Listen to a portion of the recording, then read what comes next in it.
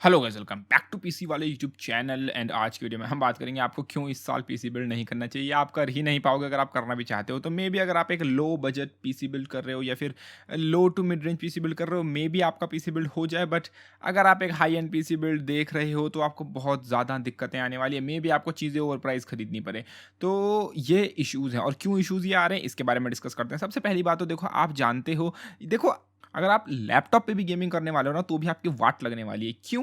Because apparently China के जो लोग हैं, या फिर मैं बोलूँगा जो माइनर्स हैं, जो चाइना में मेजरली ये चीज़ें हो रही है, जहाँ से फ़ोटोज़ शेयर होके आ रही हैं, वहाँ पे लोग इवन लैपटॉप्स को यूज़ कर रहे हैं क्रिप्टो करेंसी माइनिंग के लिए। जी हाँ गाइज़, लैपटॉप्स को। अब देखो, वैसे तो मैं एक, मेरे चैनल का नाम ही तुम्हें पता है पीसी वाले हैं, ठीक है? मैं पीसी हार्डवेयर के बारे में बात करता हूँ, मैं लैपटॉप्स पे इतना ध्यान देता नहीं हूँ, ये बात तुम जानते हो अच्छे से। लेकिन एक पल के लिए अगर मैं लैपटॉप्स को कंसीडर कर भी लूँ, तो लोग लैपटॉप्स पर भी माइनिंग कर रहे हैं, क्रिप्टो माइनिंग कर रहे हैं लैपटॉप पे। और अगर आप जिसको नहीं पता ब्रीफली क्रिप्टो माइनिंग क्या होती है, तो बेसिकली आपके ग्राफिक कार्ड या फिर इन कुछ केसेस में आपके सीपीयू की भी पावर यूज़ करके, बट मेजरली ग्राफिक्स कार्ड, आपके ग्राफिक्स कार्ड की पावर को यूज़ करके क्रिप्टो करेंसीज यानी कि डिजिटल करेंसी को माइन किया जाता है, या फिर मैं बोलूँगा कि मैथमेटिकल प्रॉब्लम सॉल्व की जाती है जिससे आपको फ्री के पैसे मिलते हैं। Simple as that. और इसके दौरान आपका जीपीयू 100% लोड पे रहता है। नाउ ये चीज़ आप करने को डेस्कटॉप ग्राफिक कार्ड जो आपने पीसी में आप ग्राफिक कार्ड लगाते हो उससे भी कर सकते हो।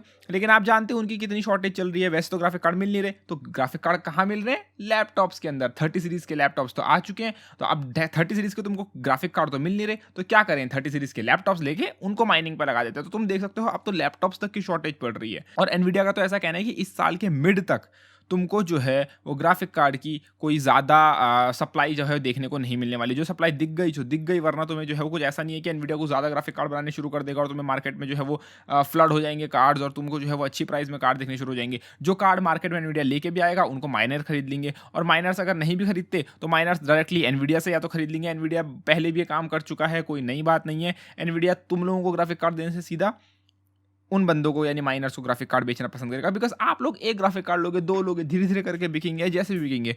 लेकिन माइनर जो हैं वो एक साथ हज़ारों कार्ड्स खरीद लेंगे, लाइक एक साथ हज़ारों कार्ड।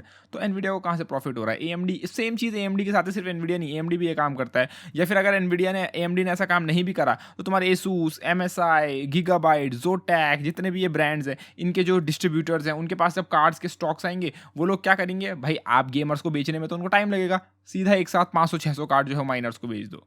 ठीक है? दबा के प्रॉफिट मिलता है, दबा के पैसा मिलता है, और मज़े ही मज़े। और आप में से जो लोग बजट पीसी बिल्ड करने का सोच रहे हो, जो सोच रहे हो कि मैं मिड रेंज कार्ड लूँगा, 3060, 3050 टीआई, जो कि फ्यूचर में मे बी आएगा, मे बी नहीं आएगा, मैं उस पे बिल्ड करूँगा।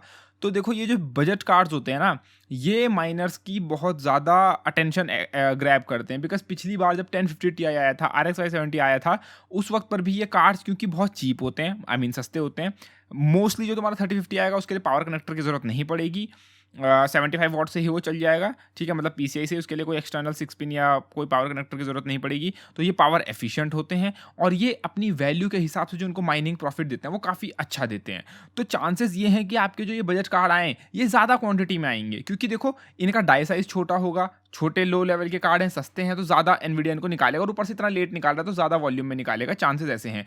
लेकिन माइनर्स की अभी ध्यान इनकी तरफ होगा। अगर ये कार्ड प्रॉफिटेबल निकलते हैं तो माइनर्स इनको भी ग्रैब कर लेंगे, और फिर आपको वही फ्लड दिखेगा कि आपके जो 3050 है वो 15,000 का कार्ड आपको मिल रहा है, 20,000 का, 20,000 का कार्ड मिल रहा है, 25,000 का, 30,000 का, इस टाइप से आपको वो प्राइसिंग देखने को मिलेगी, जो कि अभी तुमको दिख भी रही होगी। ठीक है? ऊपर से फिर तुम्हारा अभी 11th जेन इंटेल का आने वाला है, जो कि मुझे नहीं लगता कि कोई लेगा। आई मीन इंटेल बस नाम के लिए लॉन्च कर रहा है, बट उसके बाद जब तुम्हें पता है साल के एंड में जब इंटेल की 12th जेन आने वाली है, तो भाई तुम क्यों अभी के लिए 11th जेन लोगे? फिर ऊपर से एएमडी के फिर बजट ग्राफिक्स कार्ड आएंगे। सिर्फ एनवीडिया तो लॉन्च करेगा नहीं अपना 3050 Ti, एएमडी भी कुछ ना कुछ निकालेगा, फिर उनके कार्ड्स अलग चलेंगे। तो भाई देखो, मतलब इस साल में देखो, अगर तुम पीसी बिल्ड करने वाले हो, अगेन मैं चाहता हूं कि मैं गलत साबित हूं, मैं चाहता हूं कि काश मेरी ये जो भविष्यवाणी है, जो मैं ये बोल रहा हूं वीडियो में, ये फैक्ट्स गलत निकले, ताकि आप लोग का पीसी बिल्ड सच में सस्ते में हो। बट ये जो साल के, मैं एंड तक का तो मैं बोलूंगा नहीं, क्योंकि देखो क्रिप्टो माइनिंग का सीन ऐसा है कि क्रिप्टो माइनिंग इस साल बूम पे जाने वाली है। लाइक इस साल के मिड तक, मतलब बोल रहे लोग कि बिटकॉइन जो है वो बहुत ज़्यादा हाई टच करने वाला है, मतलब अपने पीक पे होगा। अभी तो तुम जो 50,000 $51,000 का मार्क जो बोल रहे हो ना कि ऑल टाइम हाई क्रॉस कर लिया, लोग बोल रहे हैं ये भी बीट होगा, अभी और ऊपर जाएगा। तो उस वक्त पे तो और ज़्यादा हाई डिमांड होगी। और फिर जो तुमने वो सीन देखा था ना कुछ 2-3 साल पहले जो कांड हुआ था, जब तुम्हारे 10 सीरीज़ के कार्ड आउट ऑफ स्टॉक थे, तुम्हारे RX सीरीज़ के कार्ड जो थे वो RX 570, RX 470, 570, 580, 480, 590, ये जो जितने भी कार्ड सारे आउट ऑफ स्टॉक थे। तुम्हारा वही सीन मुझे लग रहा है इस साल होगा। मैं होप कर रहा हूँ कि साल के मिड तक ये सीन खत्म हो जाए, लेकिन मिड के बाद हो सकता है चांसेस हैं कि ठीक रहे। लेकिन अगर मिड में क्रिप्टो बूम आया, जो लेकिन बोल रहे हैं कि मई जून के आसपास आपको जो है क्रिप्टो बूम देखने को मिलेगा। अगर वो बूम आता है तो भाई भूल जाओ, साल भर के लिए तुम्हें कार्ड देखने को मिलने वाले हैं। भूल जाओ, तुम्हें दिसंबर तक भी कार्ड देखने को मिलेंगे तो हाईली ओवर प्राइस्ड कार्ड्स मिलेंगे, बहुत ज़्यादा ओवर प्राइस कार्ड्स मिलेंगे। तो अगर तुम्हें कहीं से कोई अच्छी डील मिल जाती है, कुछ हो जाता है, देन वेल एंड गुड। वरना मेरा एनालिसिस ऐसा है कि मुझे लगता है कि इस साल आपको कार्ड्स की बहुत बुरी शॉर्टेज होने वाली है। गेमर्स के लिए ये बहुत वर्स्ट साल रहने वाला है, जो कि 2-3 साल पहले आई थिंक 2017 में या फिर 18 में ये सेम कांड हुआ था, और वैसा ही सेम सीन अभी होने वाला है। पर हाँ, ये है कि एक बार क्रिप्टो का बूम खत्म हो गया, एक बार वो क्रिप्टोज डाउन आ गई, तो उसके बाद फिर मार्केट में तुम्हें सेकंड हैंड कार्ड, माइनिंग वाले कार्ड इतने ज़्यादा फ्लडेड दिखेंगे, इतने सस्ते सस्ते कार्ड दिखेंगे 2022 में, या जब भी अगले साल अगर ये सब होता है, या फिर इसी साल के एंड में अगर होता है, तो तुम्हारे मज़े पड़ जाएंगे। ठीक है, बट वो कब होगा, क्या होगा, ये अनसर्टेनिटी है। क्रिप्टो करेंसी की प्राइस कोई नहीं जानता, तो मैं तो ये खाली स्पेकुलेशंस के ऊपर वीडियो बना रहा हूँ, मैं सिर्फ मार्केट एनालिसिस के ऊपर वीडियो बना रहा हूँ। क्रिप्टो अगर कल के कल डाउन हो जाती है, तो तुम्हें कल के कल मार्केट में फ्लडेड कार्ड दिख जाएंगे। तुम्हें कल के कल लोग 30-80 को पता नहीं कितने सस्ते में बेचते हुए दिख जाएंगे, तुम्हें 30-90 लोग सस्ते सस्ते में बेचते हुए दिख जाएंगे, अगर कल ही कल ये सब हो जाता है तो। बट पर ऐसा होना पॉसिबल नहीं है। क्रिप्टो में जो इन्वेस्टमेंट्स हैं, क्रिप्टो में जैसे इलॉन मस्क जैसे लोग जो बिटकॉइन और डॉज कॉइन जैसी चीज़ों को प्रमोट कर रहे हैं, लगता नहीं कि इतनी जल्दी ये डाउन आने वाला है। बाकी डाउन कोई जाए ना जाए, डाउन जो है वो डिस्क्रिप्शन में तुम्हें मेरा अमेजोन का लिंक मिलेगा, वहाँ से तुम शॉपिंग करके मुझे अप जो है वो कर सकते हो, जिससे कि मुझे सपोर्ट मिलेगा और मैं तुम्हारे लिए अच्छे अच्छे कंटेंट लेके आऊँगा। और इंटेल के सीपीयूज़ के लिए लिक्विड नाइट्रोजन खरीदनी है गाइस, तो डिस्क्रिप्शन में जाके चैनल से तुम चाहो तो सब्सक्राइब कर सकते हो, लाइक कर सकते हो, शेयर कर सकते हो, या अमेजोन के लिंक से कुछ शॉपिंग कर सकते हो, चैनल को सपोर्ट मिलेगा। हम लोग लिक्विड नाइट्रोजन बाय करेंगे एंड 11th जन के जो इंटेल के आने वाले सीपीयूज़ हैं उनके ऊपर लिक्विड नाइट्रोजन पर ओवरक्लॉकिंग करेंगे जैसे ही वो लॉन्च होते हैं। तो जल्दी जल्दी लाइक शेयर एंड चैनल को सब्सक्राइब करना ना भूलो। धन्यवाद, बाय, टेक केयर गाइस।